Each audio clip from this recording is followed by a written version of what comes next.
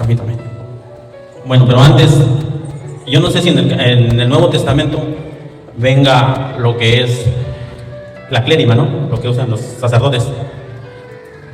¿No? Bueno, le hago esa pregunta porque una ocasión yo trabajaba en una casa de una de mis hermanas y ahí a la par está el templo evangélico y yo escucho al pastor cuando estaba dando su culto y dijo, y sí me sentí bastante, por eso hoy lo expreso, que en las túnicas de los sacerdotes está el demonio. Me dolió tanto que es por eso que hoy le pregunto. He estado leyendo. ¿Qué pasa con el alma de una persona que no se quiso confesar antes de morir y quiso ser cremado al final? No iba, no asistía a iglesia, no comulgaba, quiso ser cremado. Yo pensaba que estaba bien por saber más de la palabra y quiero saber si estoy bien o mal. Está muy mal. Me decía que todos los tradicionales que celebran la misa así estaban excomulgados. Yo me quedé así como, ok, pero si el obispo también, la otra vez miré que estaba celebrando el sacramento de la confirmación en una parroquia y pues sí, como que me quedé en shock, dije, pues estamos todos viviendo una energía o algo así.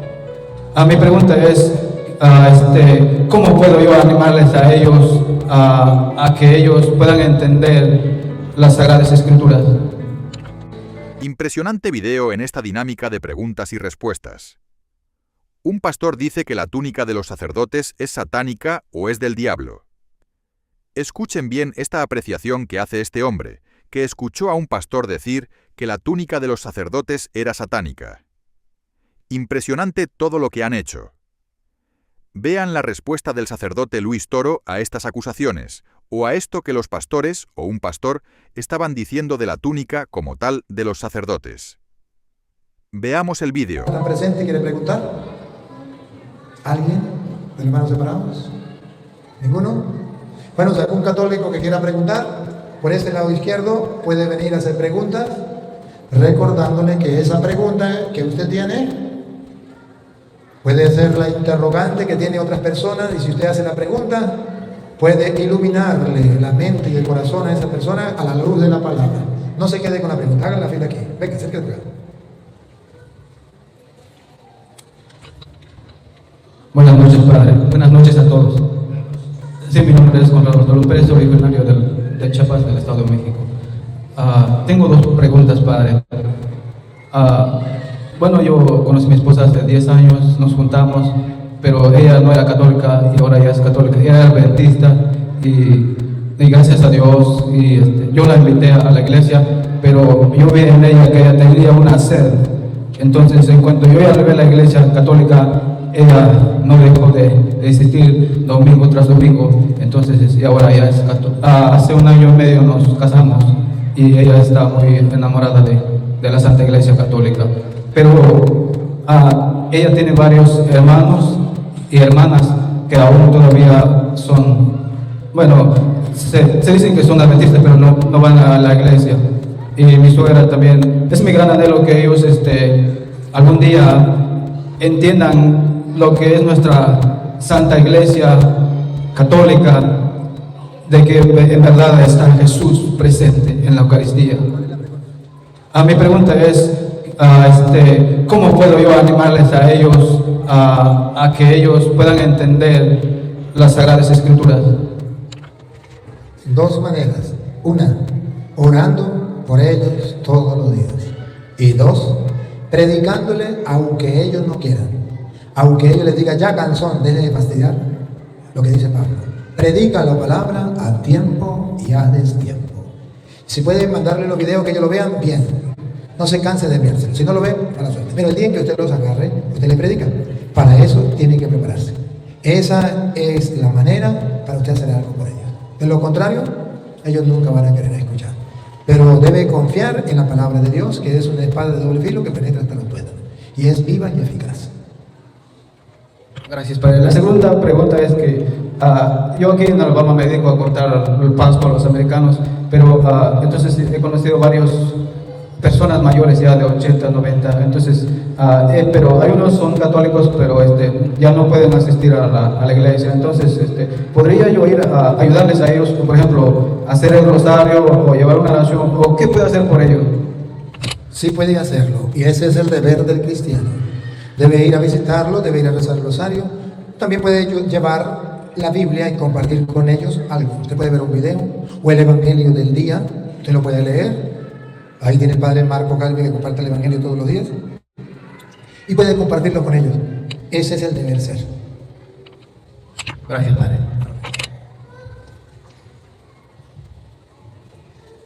Buenas noches, padre.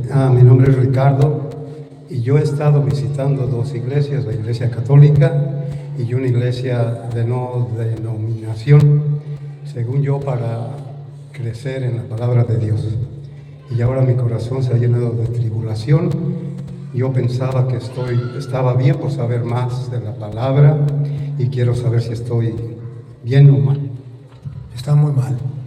Muy mal. En la Biblia dice la palabra del Señor en Juan, segunda carta de San Juan, capítulo 1, el versículo 9 en adelante. Primera de Juan, capítulo 1, versículo 9 en adelante, nos viene a decir dónde nosotros debemos escuchar la palabra de Dios y dónde no. No la debo escuchar en todas partes. No, usted lo va a oír de la Biblia. No, pero es que yo tengo sed de la palabra de Dios, sí. Pero si viene el diablo a aplicarle la palabra de Dios, usted no debe escucharle. Porque el diablo no le va a decir la verdad. Y hay personas que no son el diablo, pero sí el diablo les ha engañado y vienen con la Biblia engañando a los demás. Y por eso San Juan sale al paso y dice, segunda carta de San Juan, capítulo 1, versículo 9. Quien pretende avanzar más allá de la doctrina de Cristo. Usted quiere ir más allá y quiere conocer más allá, y ellos también quieren ir más allá. Quien pretende avanzar más allá de la doctrina de Cristo Y no pertenece en ella, no.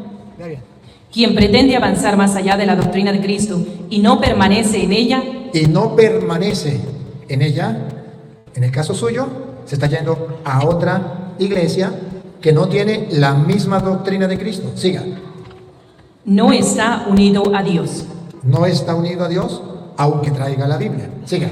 En cambio, quien se mantiene en dicha enseñanza, quien se mantiene en la iglesia, en la enseñanza de la iglesia, y no se va a otra enseñanza, cuenta con el Padre y con el Hijo. Ahora escuche qué pasa cuando venga de decirle, vamos a mi iglesia que es sin ninguna dominación, o a otra iglesia. Vamos a ver, escuche. Si alguien se les presenta y no lleva esa enseñanza, no lo reciban en casa ni los saluden. No los reciban en casa ni los saluden. Ese ni los salude no significa a la persona, sino a la doctrina que trae. Yo no debo hacerle caso a esa doctrina, ni siquiera la tengo que escuchar, ni la saluden. ¿Por qué? Porque quien los saluda se hace cómplice de sus malas acciones. Cuando usted va a esas sectas, usted se hace cómplice de sus malas acciones. Es un error. Bueno, a la orden. Muy buenas noches, padre. Un gusto conocerlo. Yo siempre sigo todos sus videos. Tengo muchas preguntas. Quisiera formularlas de una en una. Mire, aquí en la diócesis hay algunas parroquias que celebran la misa tradicional o en el rito tradicional o en latín. Yo he asistido a algunas misas que hacen, incluso en la catedral. En la catedral se celebran algunas misas en latín. Y una vez estando en la parroquia, uno de los líderes me decía que todos los tradicionales que celebran la misa así estaban excomulgados. Yo me quedé así como, ok, pero si el obispo también, la otra vez miré que estaba celebrando el sacramento de la confirmación en una parroquia y pues sí, como que me quedé en shock, dije, pues estamos todos viviendo una herejía o algo así. Eso no es verdad. En la iglesia católica se puede celebrar la misa normal y se puede celebrar la misa en latín y eso no hay ningún problema.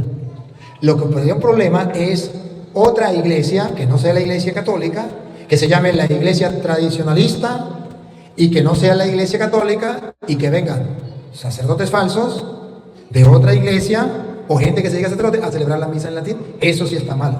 Pero que sea un sacerdote de la iglesia católica o sea un obispo de la iglesia católica, que usted sepa que es el obispo de aquí, de su diócesis, y celebra la misa en latín, vaya Usted sabe que es su párroco y celebra la misa en latín. Vaya, eso no es malo. Ahora, ¿no ha ido nunca a la misa en inglés? Entonces, ¿están pecando porque van a misa en inglés? Bueno, en inglés es un idioma, en latín es otro, en español es otro, no hay ningún problema. Ahora, ¿puede celebrarse la misa en latín? Claro que sí, y la iglesia lo permite. Y no hay ningún problema. El problema, lo repito, es cuando viene una secta que no es la iglesia católica y comienza a celebrar la misa en latín y está en contra del Papa, en contra de la iglesia católica. Ese sí es el gran problema. Y ya en algunos videos había visto que usted lo había aclarado esto de, algunos dicen que en el Padre Nuestro tenemos que estar así. Yo sinceramente siempre estoy así, y algunos en mi parroquia me dicen que parezco estampita de santo, que porque en el Padre Nuestro tengo que estar con las manos. Usted tiene que responderle que la mujer del César no solamente tiene que ser casta, sino aparentarlo. El cristiano no solamente debe ser santo, también tiene que aparentarlo. La iglesia pide que vivamos la misa no como protestante, como es el protestante. Van al culto y no tienen sacerdote.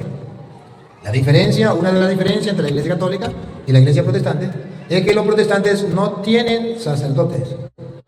La iglesia católica tiene sacerdote.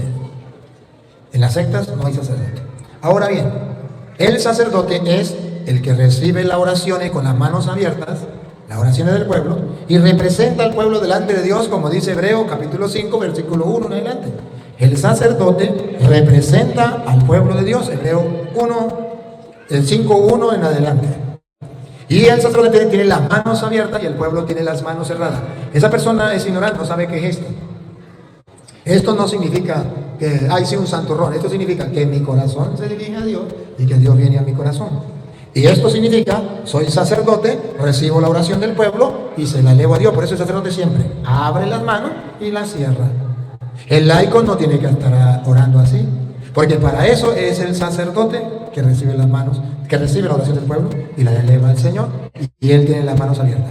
Solamente que el laico que no está formado, como un niño en la fe, hace lo que ve. Si el cura abre la mano, él abre. Si el cura la cierra, él la cierra. No, el cura hace una cosa y él hace otra. Y el sacerdote abre las manos para hacer el Padre Nuestro y él lo fiere y la cierra. Pero ellos no hacen caso sino lo que ven. El cura abre las manos, ellos también las abren. Miren como dice Hebreos 5:1. Todo sumo sacerdote es elegido entre los hombres y nombrado su representante ante Dios. Su representante ante Dios. Y por eso agarra las oraciones del pueblo y las eleva a Dios cerrando las manos. Ese es el Señor.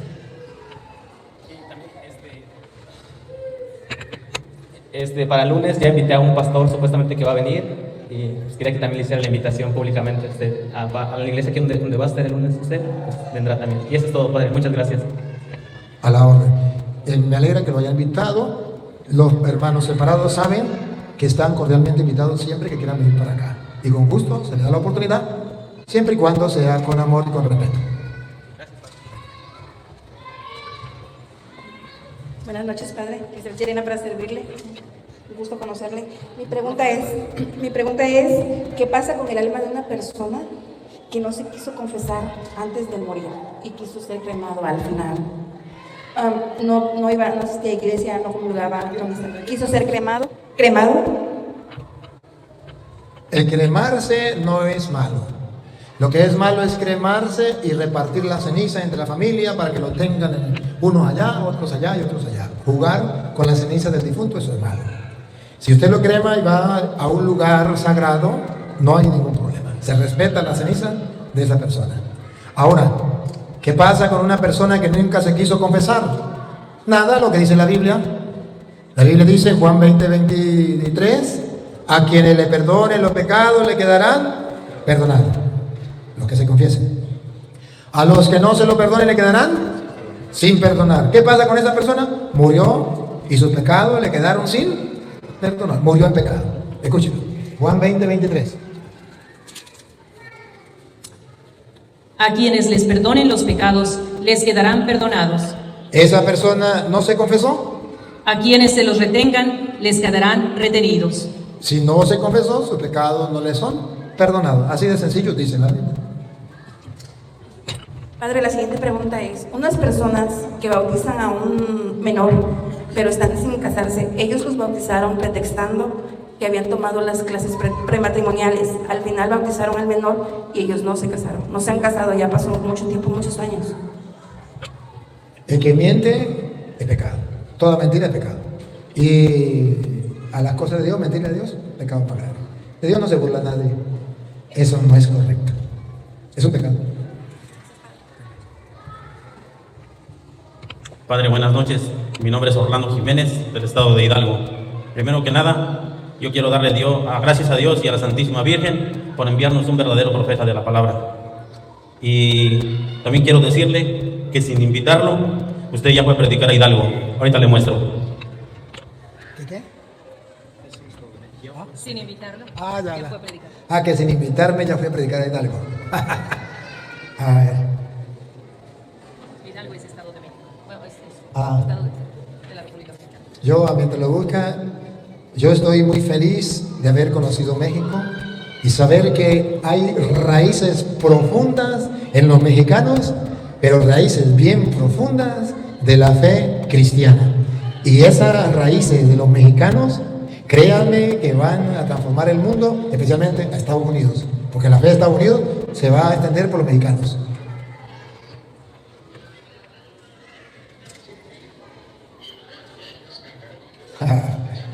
Qué bueno, me alegra y le felicito. Y ojalá que sigan el ejemplo. Allí están colocando en una pantalla las enseñanzas y la gente las va siguiendo.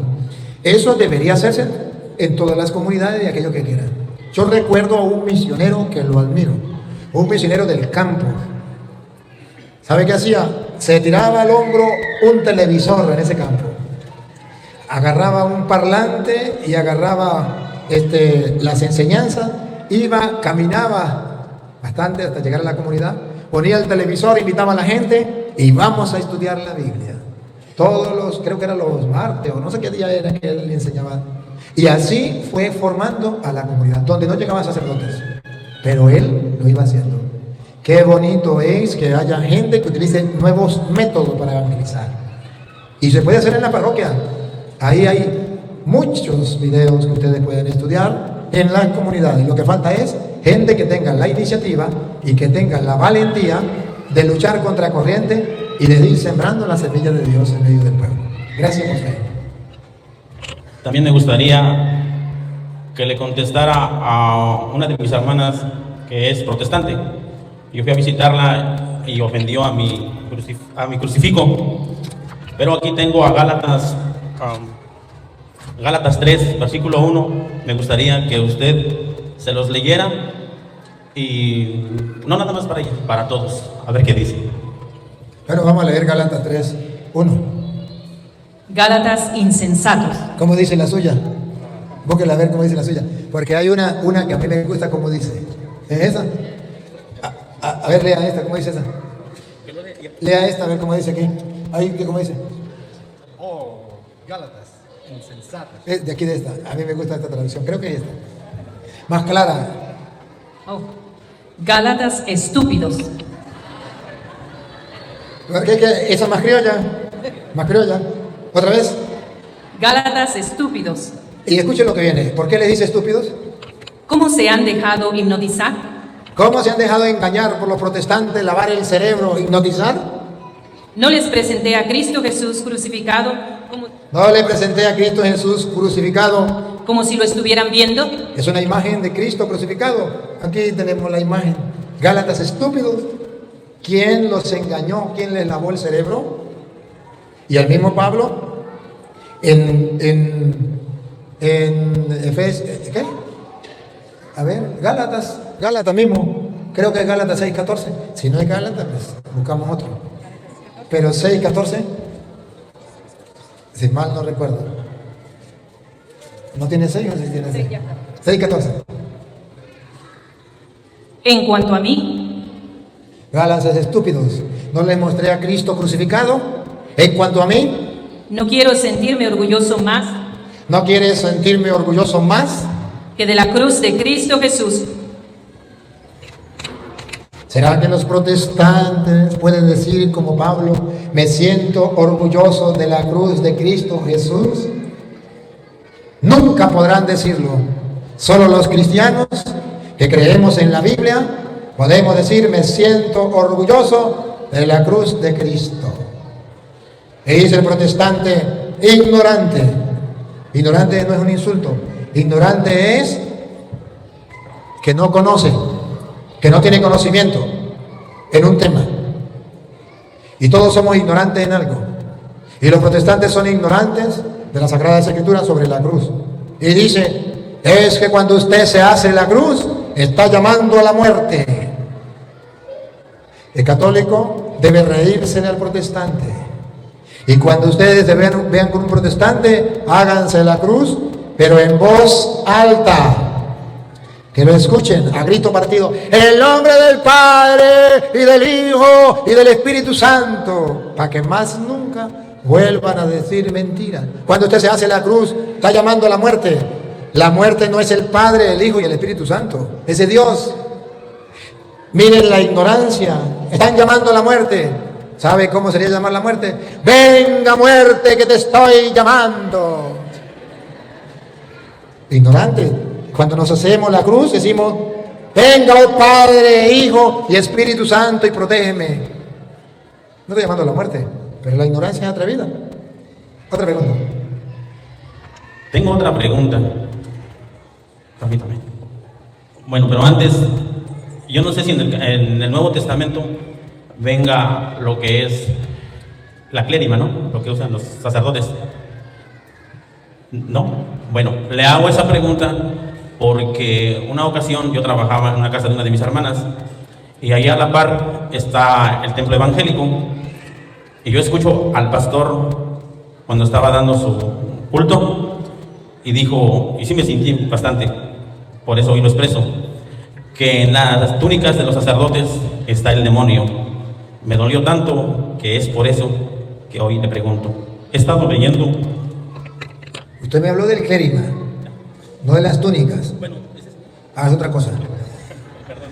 El vestuario de los sacerdotes sí está en la Biblia y es mandado por Dios, pero no es del diablo. Al protestante hay que enfrentarlo y decirle, muéstrame capítulo y versículo donde diga que los ornamentos del sacerdote son del diablo. Si no me lo muestra, las palabras que me estás diciendo son de Satanás. Si me lo muestra con la Biblia, listo, te creo. Católicos, hay que aprender que no todo lo que diga el protestante es palabra de Dios. Porque eso es lo que ellos enseñan en el mundo. Todo lo que diga el pastor es palabra de Dios, aunque no esté en la Biblia. A Petronilo le patina el coco, le patina el coco, le patina el coco. Eso no es verdad. Pero la ignorancia es atrevida. Lo que diga el cura, aunque esté en la Biblia, eso es satánico. Lo que diga el pastor, aunque no esté en la Biblia, eso es palabra de Dios. ¿Cómo le lavan el cerebro? ¿Cómo los engañan? ¿Cómo les mienten? ¿Por qué no vienen protestantes y me muestran a mí con la Biblia todas las mentiras que dice? Vengan, los estoy esperando. Vengan. El que venga, lo atiendo. Y el mundo ha de saber que es así, porque no me niego a atender a ninguno. Porque yo estoy dispuesto a que la verdad reluzca en el mundo entero. Y que ya se le fue comparado a los mentirosos. ¿Y quién es mentiroso? Aquel que no puede comprobar con la Biblia lo que dice. Y engaña a la gente. Y trae doctrinas diabólicas. No me diga mentiroso, pues no diga mentiras. Y para que no diga mentiras me lo comprueba con la Biblia. Yo cuando le digo que el gato es blanco, tengo pruebas. Tengo los pelos del gato en la mano. Hagan lo mismo. Pero a mí no me vengan con el, ay, que lo dijo el pastor, entonces palabra de Dios. Vaya otro con esa tontería. Ya basta. Ya llegó el momento de que el mundo deje la tontería de estar creyendo que lo que dice el pastor es palabra de Dios. A otro con ese cuento. Me lo muestra con la Biblia. Bueno, para resumir, padre, estoy haciendo esto porque me duele cuando usted implora al mundo que lo ayudemos. Por esa razón yo me atreví hoy venir. Y pues quiero hacer las cosas bien. Y por último, me gustaría saber si una persona que vive en concubinato puede predicar la palabra de Dios. Predicar sí, porque está escrito en Mateo 23:1 en adelante. Está escrito que sí puede predicar. Pero, ¿qué dice la Biblia? ¿Qué dice la Biblia? Mateo 23:1. 23, que está después del 22 y antes del 24. Entonces Jesús, dirigiéndose a la multitud y a sus discípulos, dijo: Vamos a ver qué dijo, si podían predicar o no. En la cátedra de Moisés se han sentado los letrados y los fariseos. Hay letrados y fariseos que se sientan a enseñar en el lugar de los ministros de Dios, de Moisés. Y escuche lo que dice. Ustedes hagan y cumplan lo que ellos digan. Hagan y cumplan lo que ellos digan, Pero no los imiten. pero no los imiten. ¿Por qué? Porque dicen y no hacen. Si hay fariseos dentro de la iglesia que se dedican a predicar, pero no le hacen caso a la palabra de Dios. Hagan lo que ellos dicen, pero no hagan lo que ellos hacen. No es lo correcto. Lo correcto sería que dieran ejemplo, tratar de dar ejemplo. Oye, ciertamente, queridos hermanos, todos tenemos errores y ninguno de ustedes ni yo somos dignos de ir a predicar el Evangelio de Cristo y de servirle al Señor. Ninguno. Pero una cosa es cierta, que el Señor sabe que somos pecadores y ve la intención del corazón y ve la lucha de cada uno. Pero una persona que viva rejuntada, ¿dónde está la lucha por cambiar? Lleva 10 años, lleva 5 años, lleva 20 años así. ¿Y cuándo se va a casar? Nunca. ¿Sabe cómo va a morir esa persona? Como viva. ¿Cómo vive? Arrejuntado. ¿Cómo va a morir? Arrejuntado. ¿Cómo vive? En pecado. ¿Cómo va a morir? En pecado. Entonces, esa persona no tiene intención de salir de ahí. Otra cosa es que la persona luche.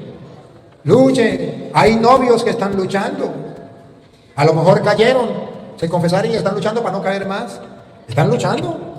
Y si algún día vuelven a caer, pues se vuelven a confesar. Están en la lucha, pero están haciendo algo. Mientras que la rejuntada, ¿qué voy a luchar? Yo no me caso ni amarrado. Y no me separo porque la amo como si la hubiese parido. Pero ¿saben que está fallándole a Dios? Sí, pero eso no me importa. Dios tendrá que tener misericordia de mí. Ahí está el problema. Hasta luego, Padre, que Dios los bendiga donde quiera que vayan. Gracias.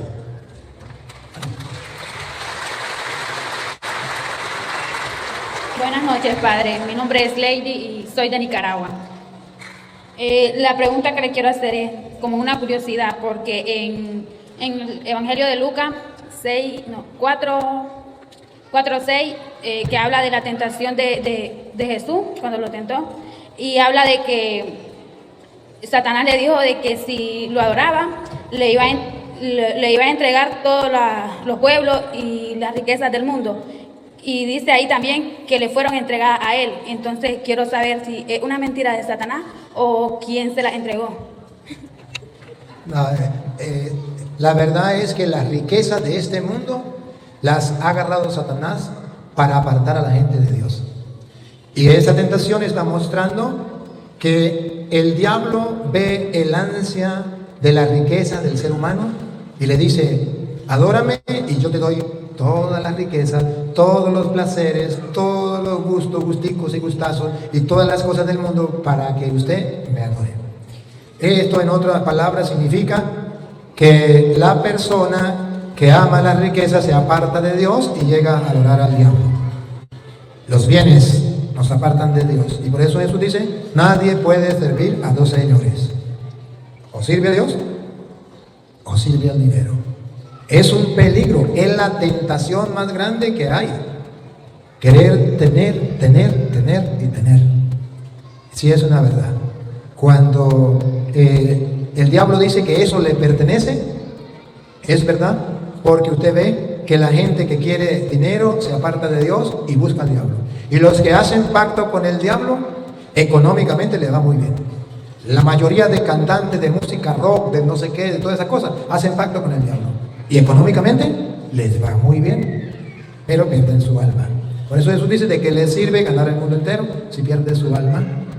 Sí, el diablo se ha apoderado de las riquezas de la tierra para engañar a la gente, deslumbrarlo con supuestas felicidades pasajeras que no son verdaderas. Bueno, muchas gracias. Y solo esa era la pregunta que le tenía. Pase buenas noches y si me puede dar su bendición. Dios te bendiga y te conceda lo que tu buen corazón desea. Buenas noches, Padre. Es un gusto conocerlo y quiero pedirle perdón porque hace 8 meses usted no me caía muy bien, que diga. Y pues, gracias, porque estaba confundido, ¿verdad? Y gracias a sus enseñanzas me he ido formando, pero y quiero, como usted dice, ayudar a evangelizar. Y tengo, bueno, ya no tengo dudas, ¿verdad? Pero tengo cosas que no sé cómo explicarle a los hermanos separados, como donde en San Juan 20, creo que 22, donde dice: a quien le perdonen los pecados les serán perdonados, pero ahí no dice literalmente sacerdote. ¿Yo cómo puedo defender eso? Porque en la Biblia dice que solo el sacerdote, Levítico 16:32, el sacerdote de manos ungidas ha sido puesto por Dios para hacer la expiación de los pecados del pueblo. Levítico 16:32. Hebreos capítulo 5, versículo 1 dice que el sacerdote ha sido constituido por Dios para ofrecer dones y sacrificios por los pecados. Vamos a ver primero Levítico. ¿Lo tiene alguno? Y si usted quiere más, Levítico 5:5. Si una persona ha pecado, vaya al sacerdote y confiesa sus pecados y será perdonado. El mismo Jesucristo le dice a los leprosos, a los 10 leprosos: Señor, ten misericordia de nosotros, vaya, preséntese al sacerdote. Y una de camino quedaron curados. La Biblia lo presenta. La expiación será realizada por el sacerdote ungido que ha sucedido a su padre en las funciones sacerdotales. Será hecha la expiación por el sacerdote de manos ungidas. San Pablo a los Corintios, segunda carta de Corintios, capítulo 5, versículo 18, dice que ese ministerio de la reconciliación Dios se la ha dejado precisamente a sus apóstoles. Segunda de Corintios, capítulo 5, versículo 18 en adelante. Entonces, de modo que sí podemos mostrar en la Biblia que fue Cristo que le dio a sus apóstoles ese poder de perdonar pecados. Y todo es obra de Dios, que nos reconcilió con Él por medio de Cristo y nos encomendó el misterio de la reconciliación. Ministerio de la reconciliación. Es un ministerio. Dios nos lo encomendó. Y el versículo 20. Somos embajadores de Cristo. Ahí está claro. Para que lo quiera creer, ahí está. No, yo lo creo para explicar. Y tengo otra pregunta sobre bueno, usted enseña de que el sumo sacerdocio se terminó con la muerte de Cristo, algo así. No, perdón, nomás corríjame. O sea, el sumo sacerdocio ya no existe, ¿verdad? En el Nuevo Testamento. El sumo sacerdote es uno que es Cristo ya, ¿verdad? Bueno, en el Nuevo Testamento ya no existe el sumo sacerdocio, ¿verdad? El sumo sacerdote. Porque antes... El sumo sacerdote en el Nuevo Testamento existe y es Cristo. Sumo y eterno sacerdote. Sí existe. Pero en la tierra sí existe el sumo sacerdote. No, ya en la tierra existen los sacerdotes. Los sumos sacerdotes, no, ya Cristo es el sumo y eterno sacerdote. Ok, entonces yo quiero que me explique lo que dice en Hebreo 5 en adelante, que ahí habla del sumo sacerdote. Todos somos sacerdotes. ¿Usted me entiende, verdad? Ok, quiero que me explique un poco de eso. Sí, Hebreos 5:1 en adelante, escuchémoslo. Todo sumo sacerdote es elegido entre los hombres y nombrado su representante ante Dios para ofrecer dones y sacrificios por los pecados.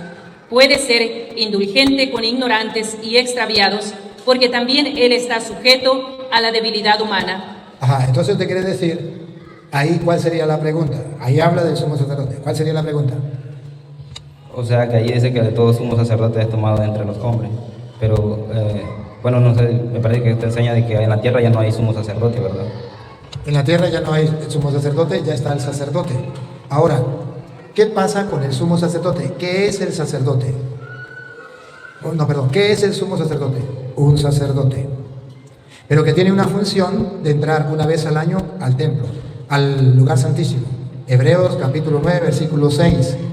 Existe el sacerdote y el sumo sacerdote. ¿Qué es el sumo sacerdote? Un sacerdote, pero que tiene la potestad de entrar en el lugar santísimo. Ya Cristo entró, ya no hay más sumo sacerdote, pero sí quedan sacerdotes. Hebreos 9, 6.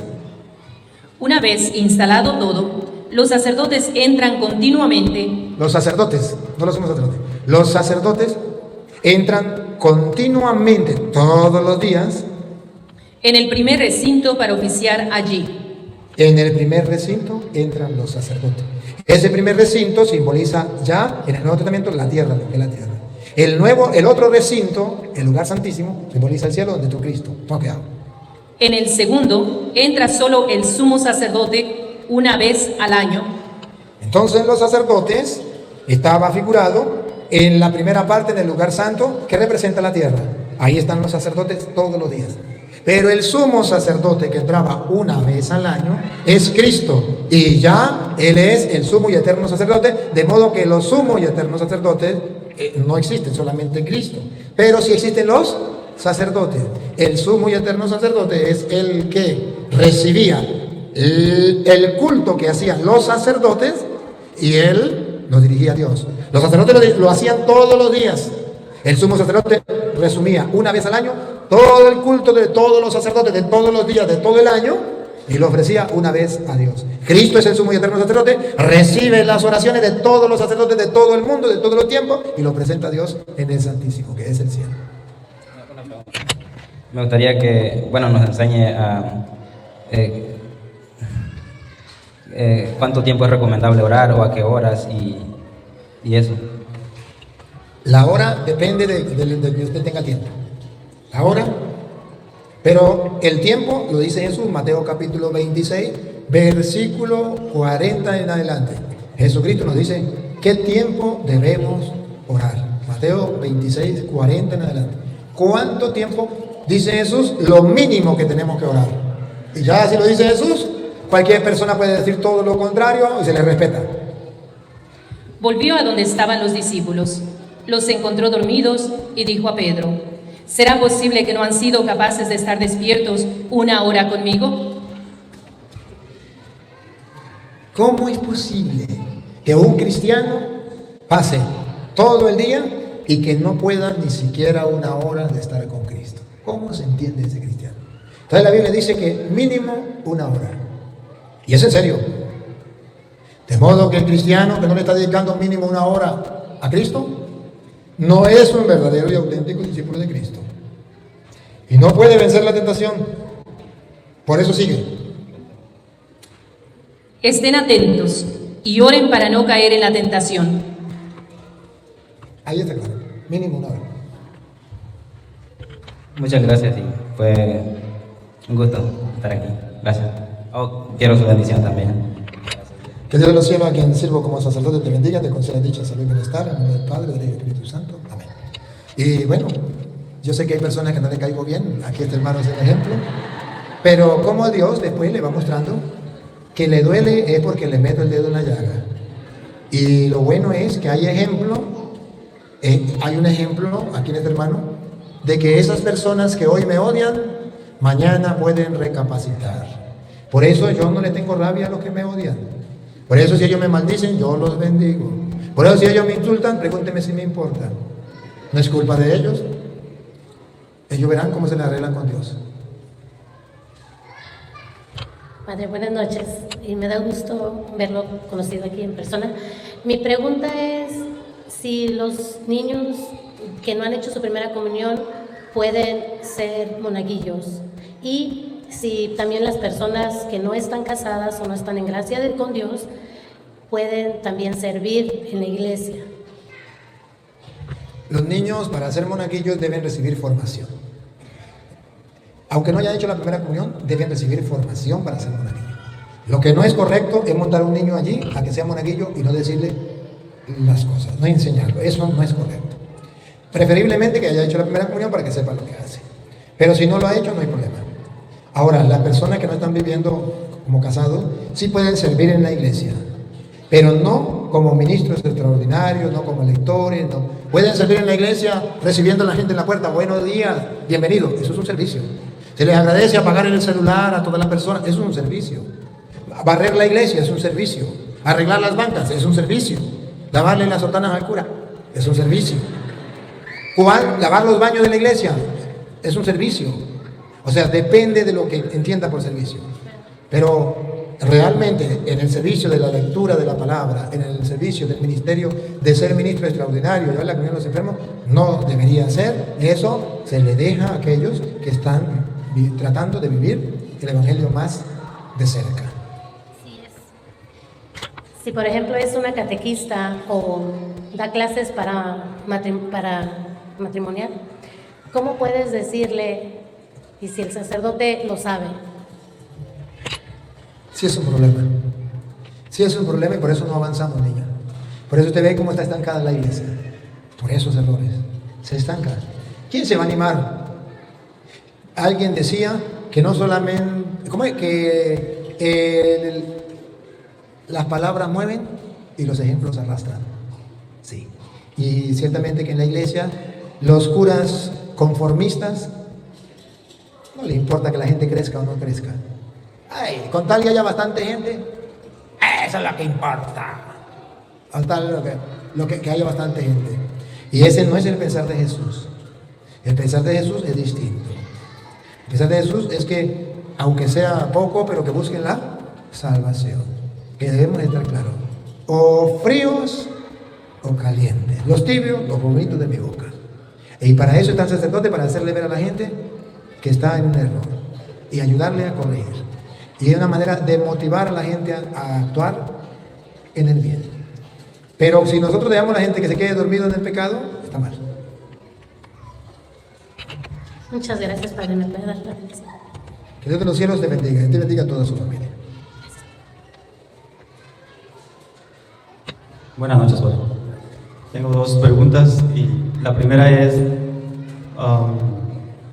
si para confesarse uno tiene que estar arrepentido de sus pecados, de sentir dolor, de estar consciente de eso. ¿Qué pasa con una persona que tiene la enfermedad de Alzheimer, que no se acuerda de las cosas, no está consciente, es como un bebé? Santiago capítulo 5, versículo 16, 5:16 nos da una respuesta a ese interrogante.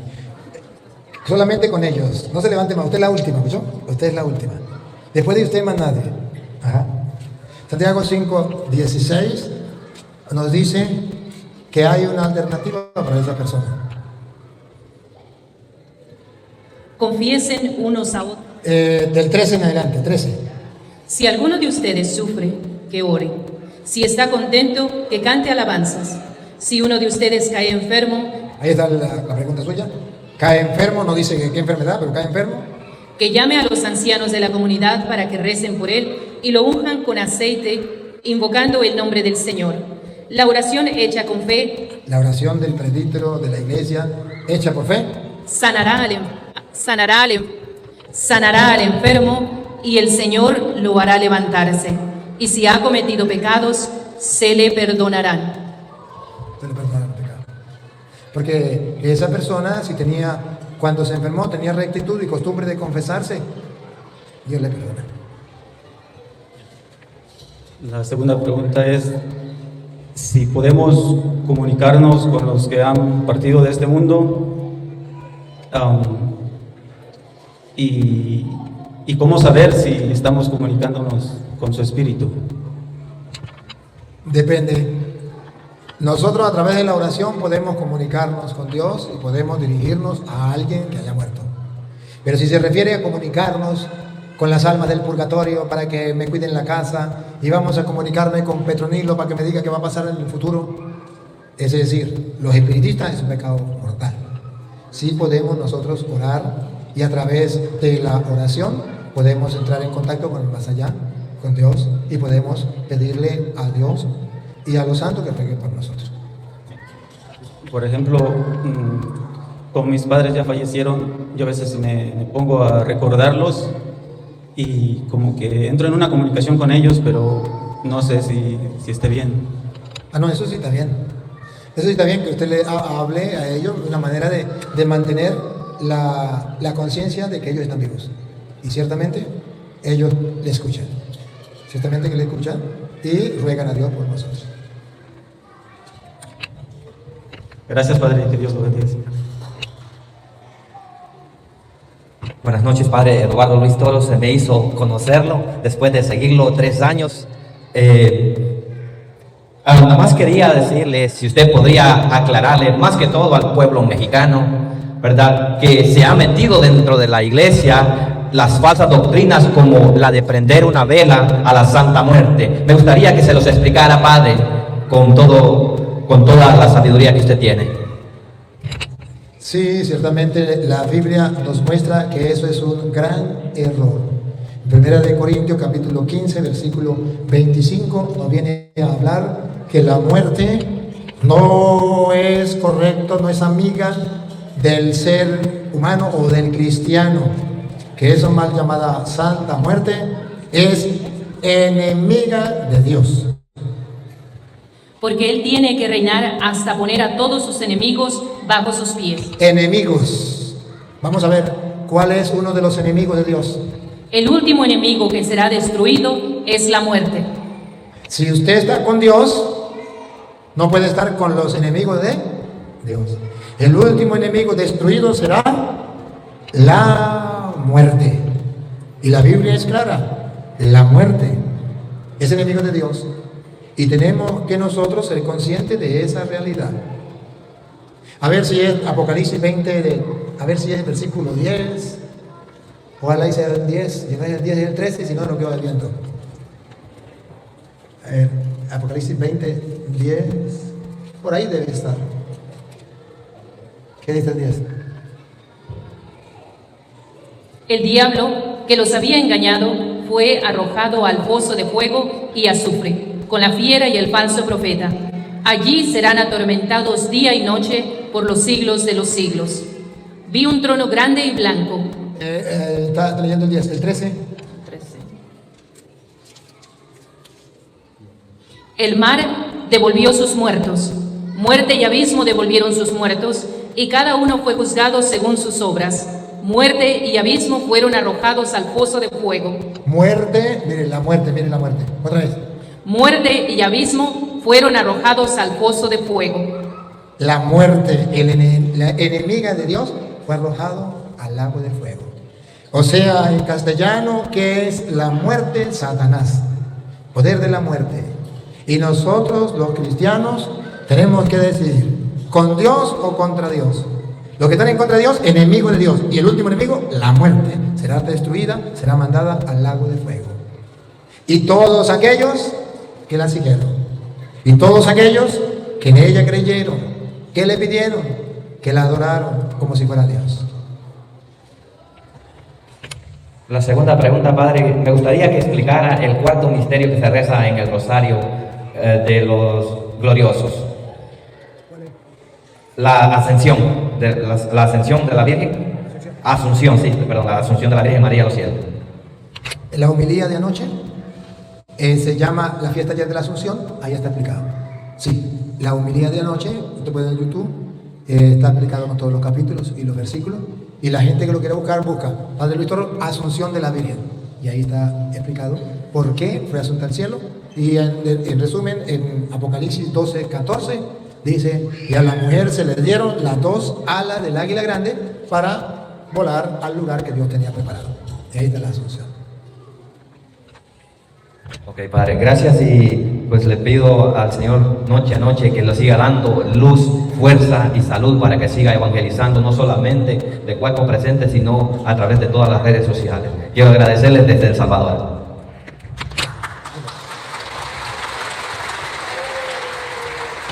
Buenas noches, Padre, un gusto conocerlo en persona. Tengo 2 preguntas. Una pregunta, ¿cuál es la diferencia de un católico romano de un católico ortodoxo? Porque a veces no entiendo eso. Que el ortodoxo no obedece al Papa. Esa es la diferencia más grande. Y el católico obedece al Papa. Esa es la diferencia más grande. ¿Y por qué ellos dan al cuerpo de Cristo a los niños que no tienen primera comunión? Porque hemos visto que dan la comunión a los niños. Porque para ellos todos pueden recibir la comunión. Si para ellos todos pueden, eso ya es la mentalidad de ellos.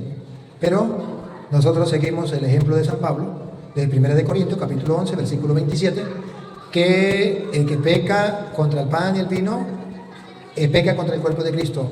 Por eso examine cada quien su conciencia para que pueda recibir. Porque el que no es capaz de reconocer el cuerpo de Cristo se traga su propia condenación.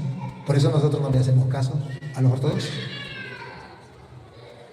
Sí, porque yo he escuchado que dicen que es lo mismo de que ir a... Un católico romano puede ir allá a misa o puede participar en una de las actividades. Si es la iglesia ortodoxa, si no hay sacerdote católico, puede ir a una misa con ortodoxo. Si hay, usted está obligado como católico a ir a la iglesia católica. Si usted no hay católico, sacerdote católico, usted puede confesarse con un hombre. Si hay sacerdote católico, está obligado a ir al sacerdote católico.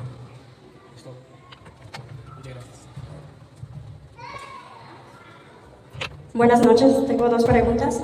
La primera es, hay personas que por el simple hecho de pertenecer a un grupo de oración hacen imposición de manos. ¿Quiénes están autorizados por la Iglesia Católica para la imposición de manos? La Iglesia Católica ahorita está dando la orden y debemos cumplir de que no impongan manos. ¿Por qué?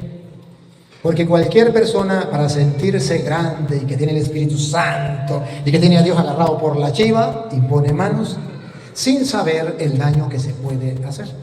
O sea, si no ha hecho oración, si no está preparado, al imponer la mano hay un contacto y hay una lucha entre el mal de esta persona y el bien que yo tenga. Si yo no he hecho oración y esta persona trae un mal, el mal gana sobre el bien y esa maldad o esa enfermedad o ese espíritu maligno puede entrar en mí y me puede hacer daño. Es como cuando una persona le pone el suero. El pote del suero lo ponen alto para que el suero baje a la vena, a la sangre, y recorra por la sangre. Pero si bajan el pote allá al suelo y yo me quedo aquí, la sangre baja al pote. Se va para allá. Porque donde haya más fuerza, allá va.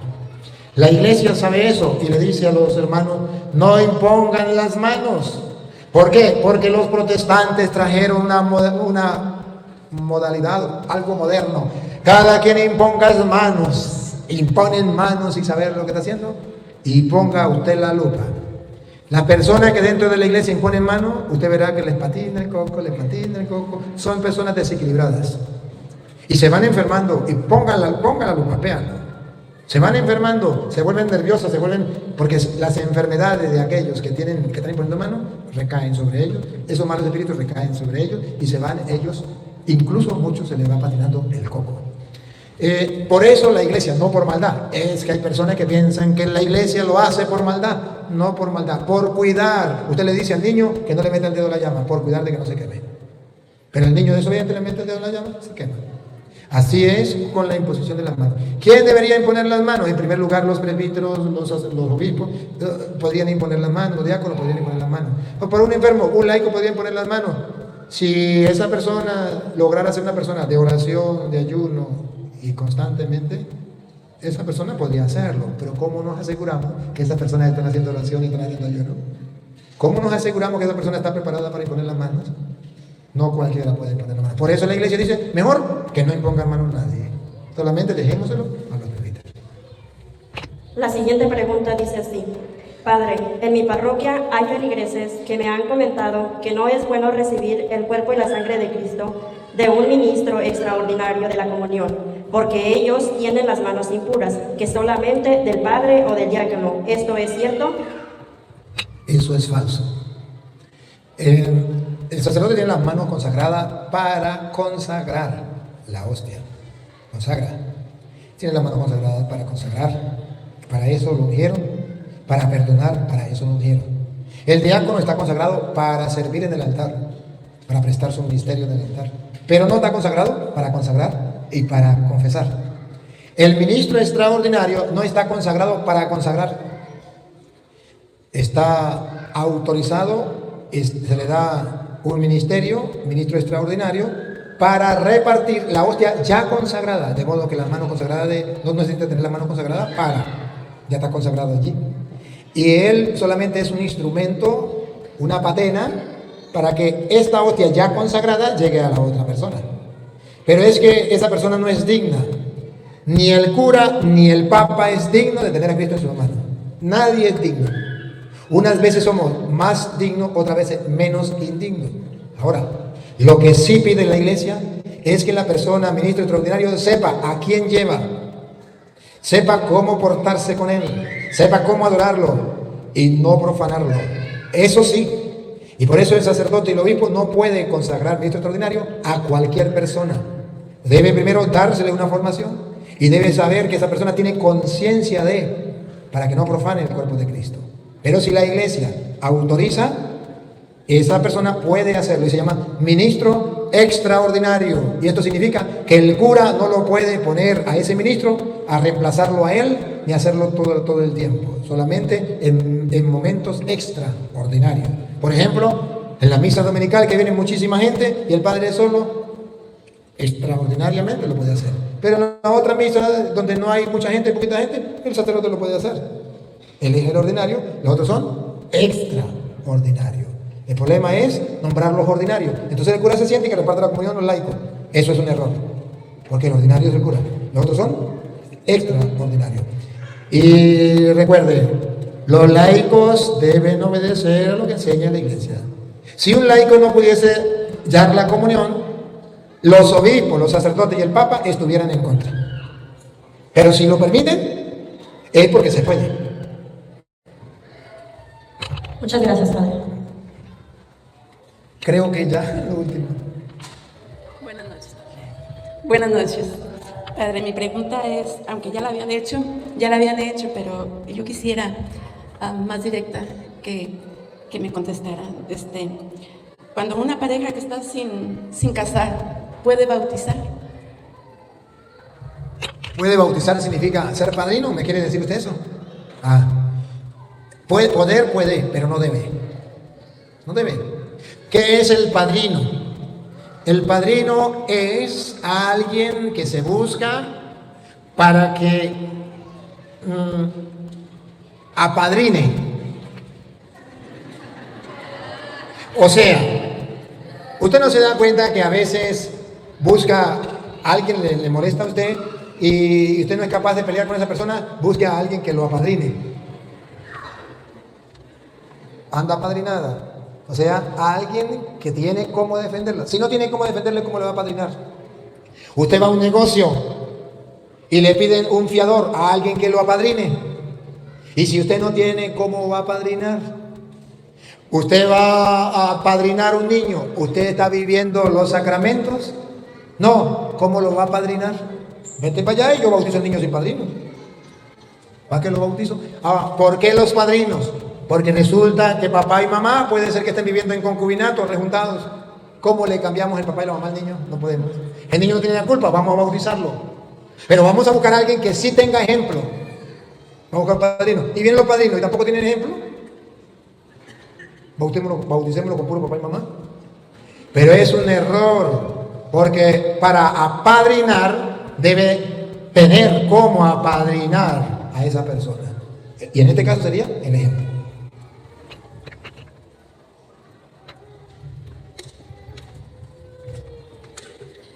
También otra pregunta que ahorita en la actualidad los jóvenes dicen que las cosas de Dios, a como pasa el tiempo, también cambian.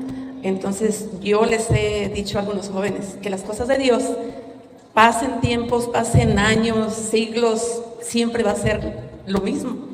Entonces me dicen que es porque las personas mayores no cambian porque pues ya son mayor de edad. Yo quisiera que por favor les explicara.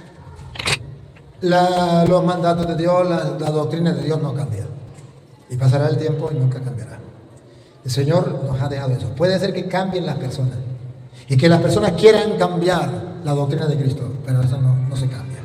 Cuando Cristo dijo, por ejemplo, el matrimonio, esa doctrina nunca va a cambiar. Puede ser que vengan gente que no se case, pero la doctrina queda. Y eso nunca va a cambiar. Matrimonio, un hombre y una mujer. Puede ser que vengan muchos y se casen hombre con hombre, mujer con mujer. Pero la doctrina no cambiará. Cambia la persona. No hace caso, pero la cosa de Dios permanece. También esta otra pregunta, que cuando hay personas que se enojan cuando hay cosas que les dice uno o que no quieren escuchar la verdad, ya son enemigos que tiene uno. Eso es necesario. Escuche el Evangelio, creo que es del domingo. Jesús dice: yo vine a traer un fuego y otra vez, y ojalá estuviera ardiendo. ¿Creen que he venido a traer la paz? No. Habrá en una casa de 5, 3 contra 2 y 2 contra 3. ¿Es necesario que se pongan bravos? Sí, es necesario. Porque si no se ponen bravos, significa que usted no le dijo la verdad, no le metió el dedo en la llaga. Esta es la última. Pues discúlpenme, pero yo no lo hago por ofender a nadie, ni mucho menos, ¿verdad? Porque yo no los conozco ni sé quién son. Pero hay esta pregunta, Padre, que yo quisiera, más que nada porque pues quizás me siento muy celosa de las cosas de mi padre. Entonces, ¿cómo decirles a las personas que hay veces sirven a la iglesia, que sirven a Dios y creen que por servir a Dios pueden ser altaneras, ofender, humillar a las personas o sentirse que son superior a cualquier otra persona? Y hay veces le llaman a personas, con todo respeto, Padre, les llaman tontas o estúpidas o esto, porque se sienten que están sirviendo a Dios. Y yo les he dicho, si para servir a Dios hay que ser humilde, ¿cómo es así que se atreven a decir tontas o...? Usted mismo dio la respuesta. Jesucristo dijo: el que se humilla, Dios lo enaltece. El que se enaltece, Dios lo humilla. Eso está escrito en la palabra de Dios. El que quiera ser el más grande, que se haga el servidor de todos. La soberbia es de Satanás, no es fruto de Dios. Y esa persona no sirve a Dios. Esa persona está utilizando un puesto, agarrando un puesto, es un mundano dentro de la iglesia. Pero el que sirve a Dios no es el que tenga un cargo. El que sirve a Dios es el que obedece el mandato de Dios: ama a tu prójimo como a ti mismo, no hagas a otro lo que no quieran que te haga. La regla de Mateo 7:12: no hagas a otro lo que no quieran que te hagan a ti. Simplemente tienen que saber que eso es obra de Satanás para destruir a los que trabajan dentro de la iglesia. Y es una lucha. Todos los que trabajamos en la iglesia tenemos que luchar contra eso. Porque el creer que estamos sirviendo a Dios, entonces nos hace creer que somos dueños de los demás y podemos tratarlo como nos dé gana. Y no es así. Los he mandado a ustedes como ovejas en medio de lobos.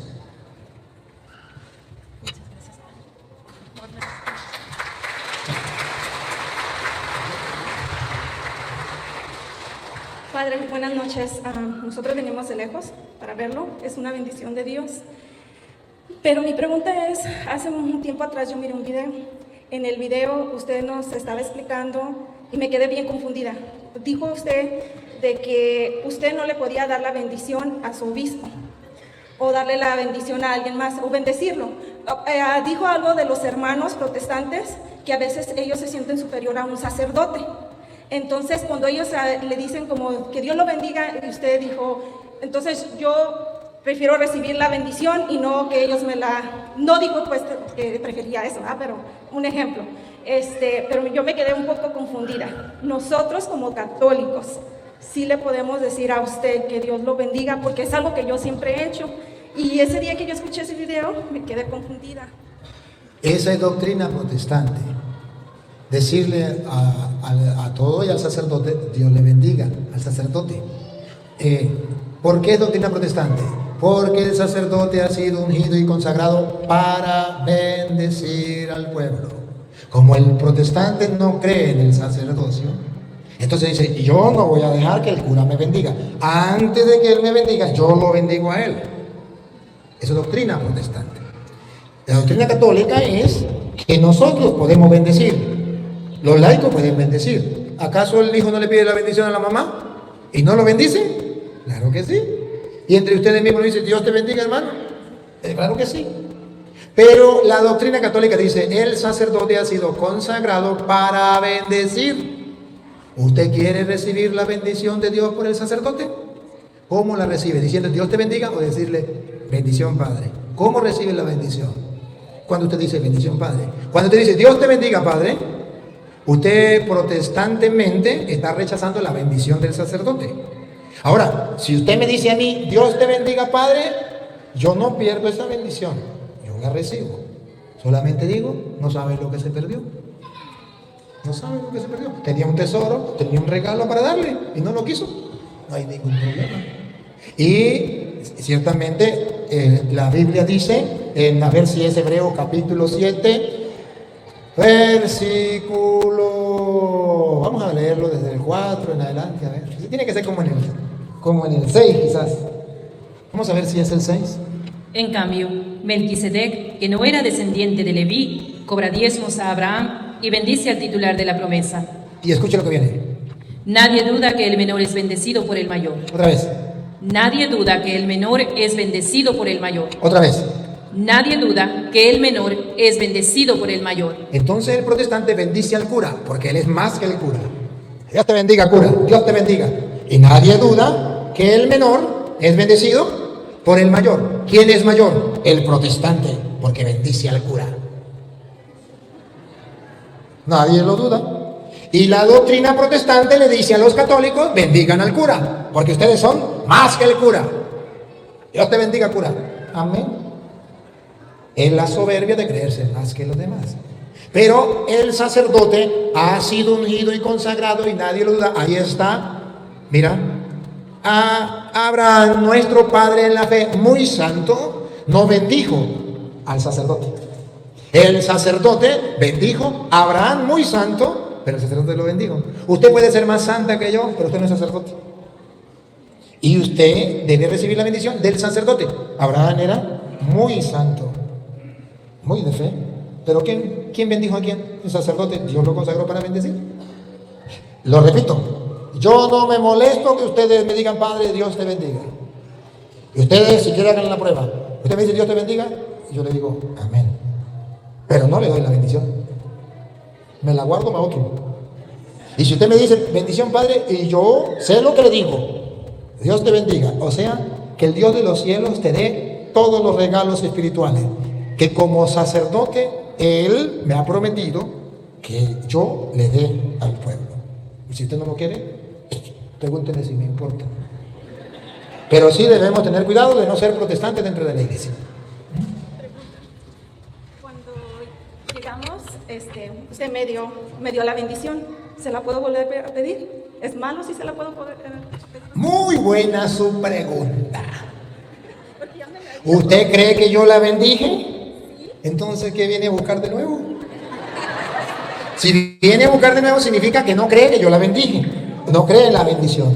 Porque por algo me la pidió. Y si usted me dice, a ver, vamos a quitarnos aquí la... Voy a hablar aquí, claro. Usted ya me dice, Padre, y yo me doy cuenta que ya me pidió la bendición. Usted viene y me pide otra vez la bendición. Y yo le digo, me dan ganas de decirle, bueno, ya no te bendije. No creyó que te bendije. ¿Dónde está tu fe? ¿No lo creyó? Normalmente ustedes observan que el sacerdote en la misa o al final de la oración le da la bendición a todos, pero solamente aquellos que estaban pensando en las hijas de doña Trina o en los hijos de don Trino no se dieron cuenta y después, Padre, bendición, pero ya no la recibió. Sí, pero ¿qué? Estaba perdido, ¿verdad? No la recibió y seguro que ahorita tampoco la va a recibir. Ahora, normalmente, si es un día para otro, bueno, o si es en otro momento, está bien. Pero si es en el mismo momento, simplemente no tener compasión del pobre cura que está cansado y está trabajando, y no tener compasión de las otras personas que están esperando saludar al Padre, y entonces viene y a pedirle la bendición de nuevo. Cuando ya se le dio, se cree en la bendición, ya la recibió ahí, por este momento. Otro día, o más tarde, o en la tarde, o lo que sea, ya, pero de esta manera, usted y yo debemos estar conscientes de lo que recibimos, de lo que vivimos, de lo que creemos. Y cuando el sacerdote da la bendición y usted no es consciente, usted dice otra vez voy a recibirla. No es consciente. Si ya es consciente, me quedo tranquilo, ya la recibí. Ven. La última fue. Buenas noches, Padre, una vez más, y muchas gracias por atenderme. Más que nada, quisiera pedirle una aclaración sobre los santos y sobre la Virgen María. Igual en mi familia tenemos familia evangélica y de hecho mi esposo es evangélico y su familia también. Entonces hay ese tema en donde dice que, la verdad no sé mucho sobre las citas bíblicas, pero dice que Dios es nuestro Dios y es celoso. Entonces, que ¿por qué alabamos o adoramos a la Virgen y a los santos si solamente debemos de alabar a Dios? Es una mentira, calumnia de los protestantes. Por eso se llaman mentirosos. Ya la última, niña, ya no la responde más preguntas. Esta es la última. El mentiras. Es que los católicos adoran a los santos y a la Virgen María. Y Dios es un Dios celoso. Dios es un Dios celoso y es celoso de otro Dios.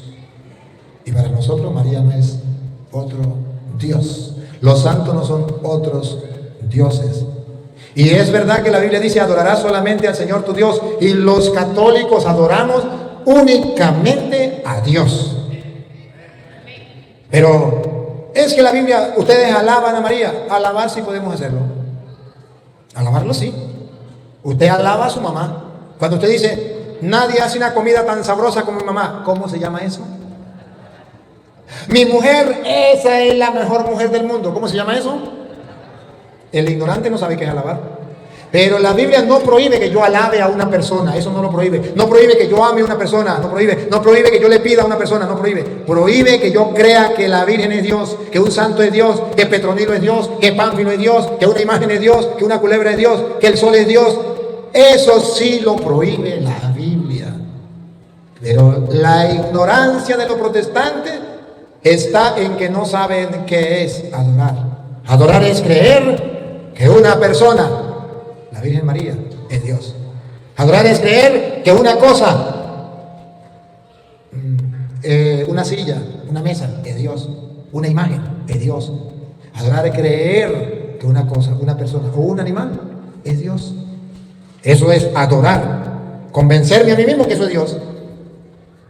Si yo no creo que es Dios, no lo estoy adorando. Incluso, si usted no se convence que Dios es Dios, muy protestante será. Muy evangélico será. Muy cristiano evangélico será. Pero si no cree que Dios es Dios, no lo adorará, ni aunque se ponga con la cabeza para abajo y las patas para arriba. Para adorarlo, tengo que convencerme que es Dios. Y el católico adora a Dios en la Eucaristía. Ahí sí lo adoramos, porque nos convencemos que en ese pedazo de pan está Dios. Eso sí es adorar. Pero una imagen no. ¿Usted cree que en la imagen está la Virgen María? ¿Dios? No. Es una imagen, una representación de la Virgen María. Pero ahí no está Dios. Eso no es Dios. La ignorancia es bastante atrevida. Y por esa misma ignorancia calumnian los católicos. Adoran a María. Se lo traduzco en castellano. Los católicos creen que María es Dios. Y Dios es un Dios celoso. ¿Por qué mienten? No digan mentira, nosotros no creemos eso. Gracias por su pregunta. Y de todas maneras, si dile a su esposo o a su familia que si quiere venir mañana, que venga y que traigan. Así, y se le da la oportunidad, si mañana quiere preguntar, y con todo el gusto. Y debe analizar. Y si está su esposo, le debo decir que me escuche. Para que miren la mentira. Normalmente los evangélicos dicen, ustedes adoran las imágenes, adoran a María porque le prenden velas. Entonces yo le digo, ustedes no adoran a Dios porque no le prenden velas. Ustedes adoran a las imágenes porque las tocan. Y yo les digo, ustedes no adoran a Dios porque no las tocan. Ustedes adoran a las imágenes porque se le arrodillan. Ustedes no adoran a Dios porque alaban a Dios de bien. Ustedes adoran a la Virgen porque le lleva flores. Ustedes no adoran a Dios porque ustedes no le llevan flores. Ustedes adoran a la imagen porque la besan. Usted adora a su esposa porque la besa. Y a Dios no lo besa. La ignorancia lleva a la persona a decir barbaridades por desconocimiento. Y así engañan. ¿Por qué los pastores no vienen y me dicen a mí esto? ¿Y por qué no me muestran con Biblia donde diga que eso es adorar? Cuando el becerro de oro fue adorado, es porque el pueblo dijo: Israel, este es Dios. Lo adoraron. Lo adoraron. Hasta que el pueblo dijo: este es Dios, no lo adoraron. Cuando usted diga: esa imagen es Dios, lo está adorando.